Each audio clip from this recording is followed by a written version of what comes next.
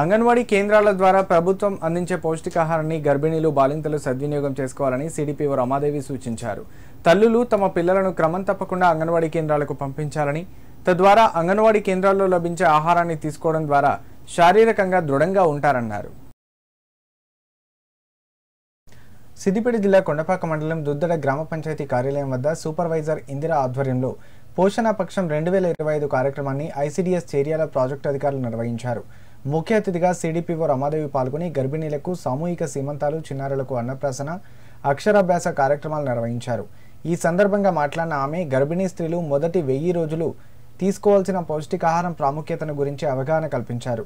పుట్టే ప్రతి బిడ్డ సంపూర్ణ ఆరోగ్యం కోసం మొదటి 1000 రోజులు ఎంతో ముఖ్యమని, ప్రతి తల్లి వారి బిడ్డ యొక్క గ్రోత్ మానిటరింగ్ గురించి అవగాహన కలిగి ఉండాలన్నారు. కార్యక్రమంలో పోషణ్ అభియాన్ జిల్లా ప్రాజెక్ట్ అసిస్టెంట్ రాము, బ్లాక్ కోఆర్డినేటర్ కనకరాజు, సూపర్వైజర్లు, అంగన్వాడీ టీచర్లు పాల్గొన్నారు.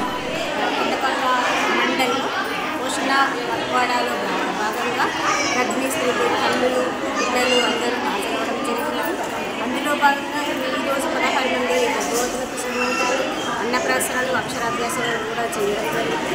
ఈ పోషణ పక్షం 15 రోజులు 8 తారీఖు నుంచి 22 తారీఖు వరకు ఈ ప్రోగ్రాం ప్రతి గ్రామంలో మరియు ప్రతి మండల్ లెవెల్, జిల్లా లెవెల్ అండ్ ప్రాజెక్ట్ లెవెల్లో కూడా చేయడం జరుగుతుందని. అసలు ఈ 1000 డేస్ అంటే గర్భిణీ అని మొదలు నుండి బిడ్డకు 24 నెలలు వచ్చేంత వరకు తల్లి ఎలాంటి ఆహారం తీసుకోవాలి, బిడ్డ ఎలాంటి ఆహారం తీసుకోవాలి, గర్భిణీగా ఉన్నప్పుడు ఎలాంటి జాగ్రత్తలు ఫుడ్ తీసుకోవాలి, డెలివరీ అయిన తర్వాత మినిమం 6 నెలల వరకు తల్లిపాలు, 7వ నెల నుంచి అన్నప్రాసన నుంచి బిడ్డకి 24 నెలలు వచ్చేంత వరకు మనం తినే ఆహారాన్ని అంతా అలవాటు చేస్తూ పిల్లల్ని మంచిగా ఆరోగ్యంగా వయసుకు తగ్గ బరువు ఎత్తు ఉండేలాగా చూడాలని దీని ముఖ్య ఉద్దేశం.